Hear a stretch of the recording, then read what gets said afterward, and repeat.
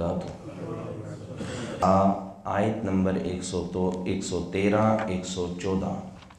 فاعوذ باللہ السمیع العلیم من الشیطان الرجیم ولولا فضل اللہ علیک ورحمتہ لہمت طائفۃ منہم ان یضلوک وما یضلون الا انفسہم وما یضرونک من شیء وانزل اللہ علیک الکتاب والحکمہ وعلمک ما لم تکن تعلم وکان فضل اللہ علیک عظیما۔ لا خیر فی کثیر من نجواہم الا من امر بصدقۃ او معروف او اصلاح بین الناس ومن یفعل ذلک ابتغاء مرضات اللہ فسوف نؤتیہ اجرا عظیما۔ ولولا اور اگر نہ، فضل اللہ اللہ کا فضل ہوتا، علیکا آپ پر، ورحمتہ اور اس کی رحمت، لہمت البتہ چاہتی تھی، طائفۃ ایک جماعت، منہم ان میں سے، ان یضلوک کہ وہ آپ کو بہکا دے، وما یضلون اور نہیں وہ گمراہ کرتے، الا انفسہم مگر اپنے آپ کو، وما یضرونک اور نہیں وہ نقصان پہنچاتے آپ کو، من شیء کچھ بھی، وانزل اللہ اور نازل کیا ہے اللہ نے، علیک آپ پر، الکتاب والحکمہ کتاب و حکمت، وعلمک اور اس نے سکھایا ہے آپ کو، ما لم تکن تعلم جو آپ نہیں جانتے تھے، وکان اور ہے، فضل اللہ اللہ کا فضل، علیک آپ پر، عظیما بہت بڑا، لا نہیں، خیرہ بھلائی، فی کثیر بہت زیادہ میں، من نجواہم ان کی سرگوشیوں سے،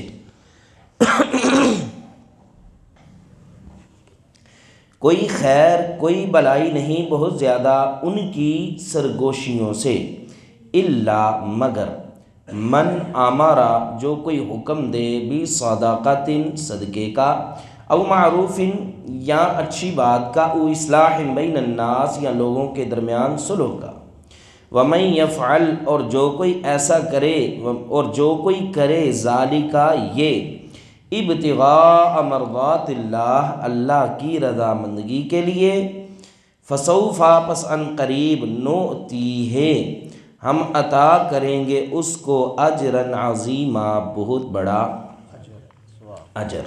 دہرا لیں جی، ولولا اور اگر نہ، فضل اللہ اللہ کا فضل ہوتا، علیکا آپ پر، ورحمتہ اور اس کی رحمت، لہمت البتہ ارادہ کیا، طائفۃ ایک گروہ نے، منہم ان میں سے، ان یضلوک یہ کہ وہ آپ کو گمراہ کریں، وما یضلون اور نہیں وہ گمراہ کرتے، الا مگر، انفسہم اپنے نفسوں کو، وما یضرونک اور نہیں وہ تکلیف پہنچاتے آپ کو، من شیء کچھ بھی،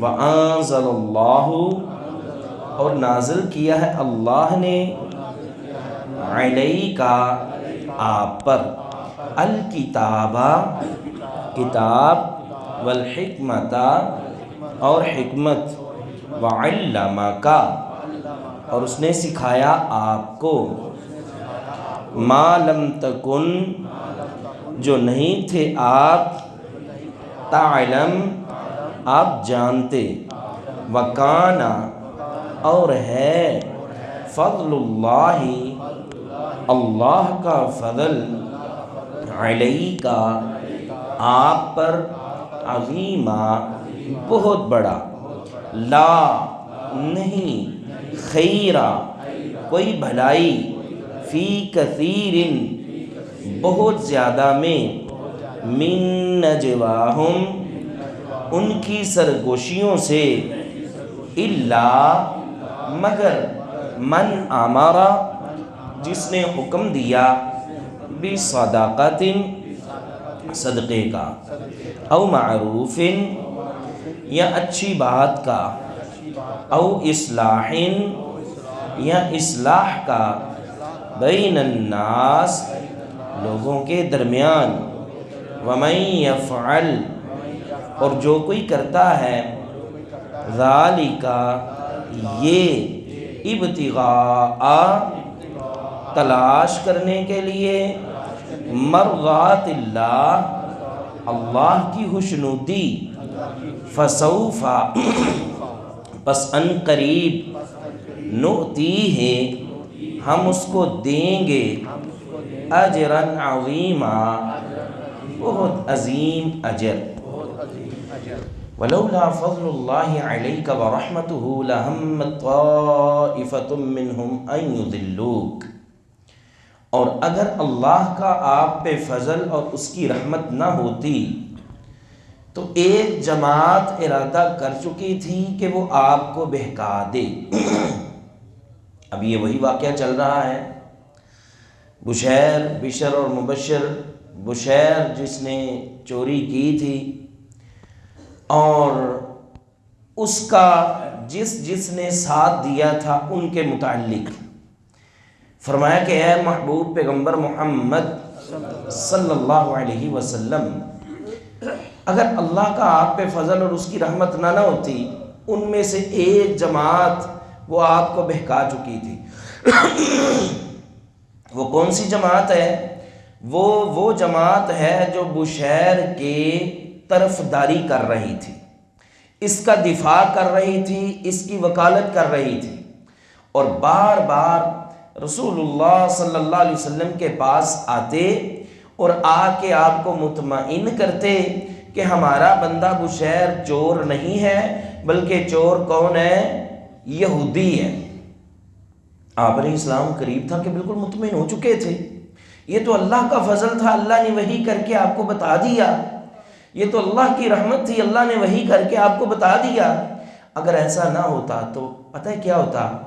ایک تو جو اصل مجرم تھا بشیر وہ بچ جاتا، دوسرا جو یہودی تھا جو چور نہیں تھا وہ مجرم ٹھہرتا، اس کو سزا ملتی، تیسرا یہ ہوتا اسلام اور مسلمانوں پہ ایک داغ لگ جاتا کہ دیکھو بھائی یہ تو صحیح فیصلے بھی نہیں کر سکتے، یہ تو درست فیصلے بھی نہیں کر سکتے، جو مجرم نہیں تھا اس کو مجرم بنا دیا، اور جو مجرم تھا اس کو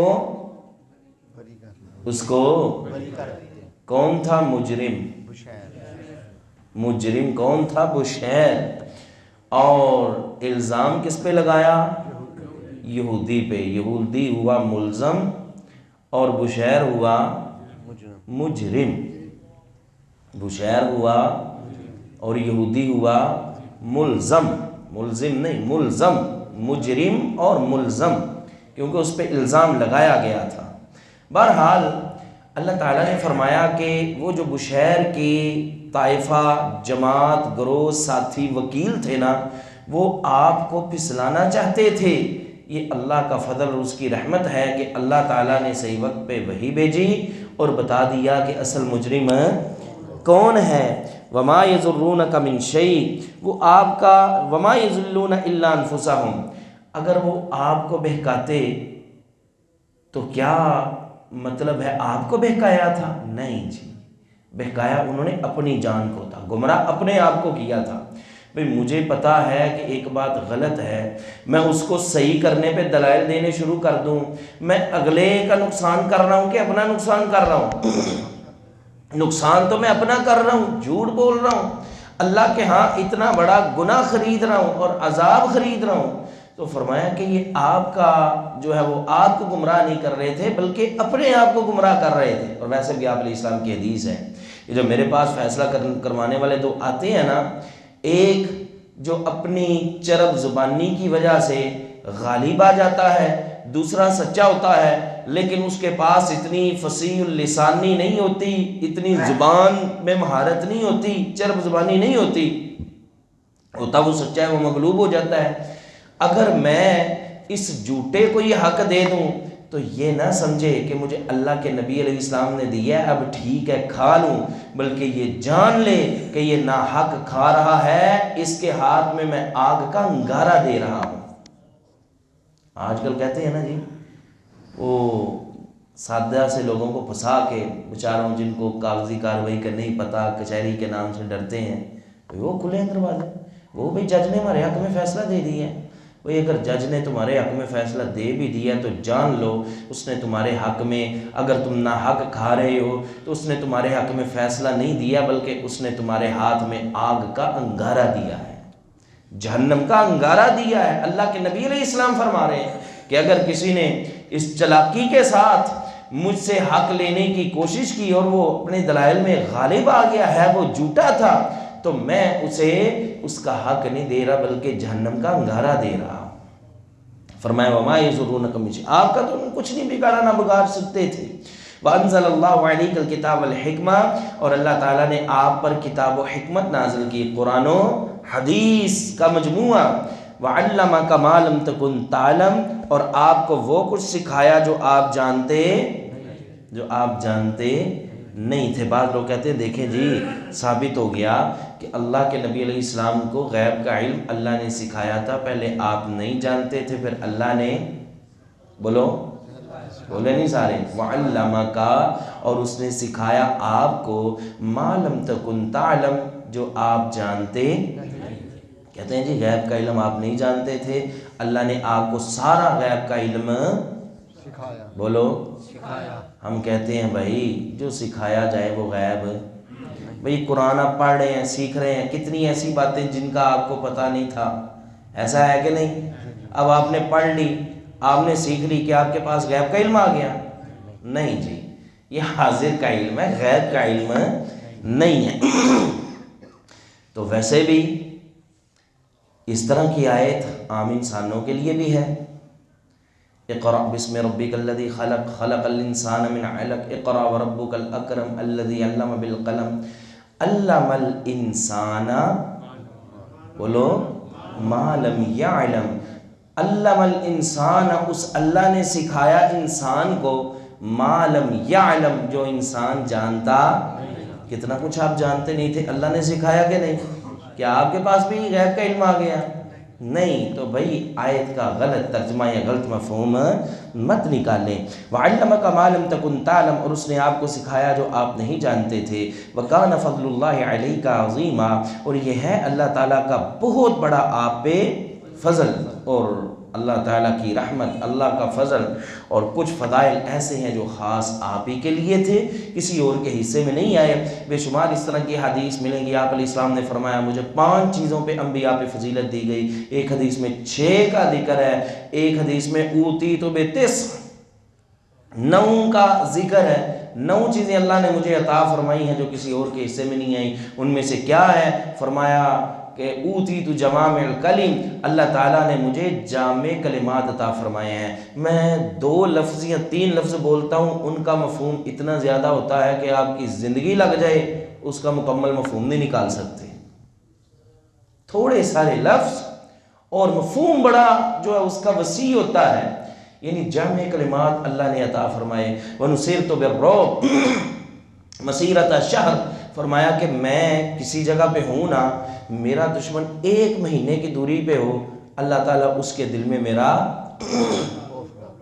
خوف ڈال دیتا ہے، رعب ڈال دیتا ہے۔ پھر فرمایا وَجُعِلَتْ لِيَ الْأَرْضُ مَسْجِدًا وَطُہُورًا، یہ جتنی زمین ہے اللہ نے ساری کی ساری میرے لیے پاک کر دی ہے اور اس کو مسجد بنایا ہے۔ جہاں کہیں بھی نماز کا ٹائم ہو، اب بعض مقامات پہ کئی کلومیٹر پہ مسجد نظر نہیں آتی، اب کیا ہے نماز کا ٹائم ہم ضائع کر دیں؟ نہیں، وہاں پہ صف بچھائیں، وہاں پہ نماز شروع کر دیں۔ جبکہ پہلی امتوں میں ایسا نہیں تھا، وہاں پہ کیا تھا کہ جب تک عبادت خانہ نہیں ملے گا عبادت نہیں کی جائے گی۔ پھر فرمایا وَأُحِلَّتْ لِيَ الْغَنَائِمُ، اللہ نے میرے لیے غنیمتیں حلال کر دی ہیں۔ غنیمت کا مال اس امت کے لیے حلال ہوا ہے، پہلے کسی امت کے لیے غنیمت کا مال حلال۔ وختم بی النبیون، اللہ پاک نے میرے ذریعے نبوت کا خاتمہ کر دیا، میں آخری نبی ہوں، میرے بعد کوئی نبی۔ یہ ساری فضیلتیں اور اللہ تعالیٰ کی رحمتیں ہیں امام الانبیاء محمد رسول اللہ صلی اللہ علیہ وسلم کے لیے۔ لا خیر فی کثیر من نجواہم، جو وہ سرگوشیاں کرتے ہیں ان میں کوئی خیر نہیں ہے۔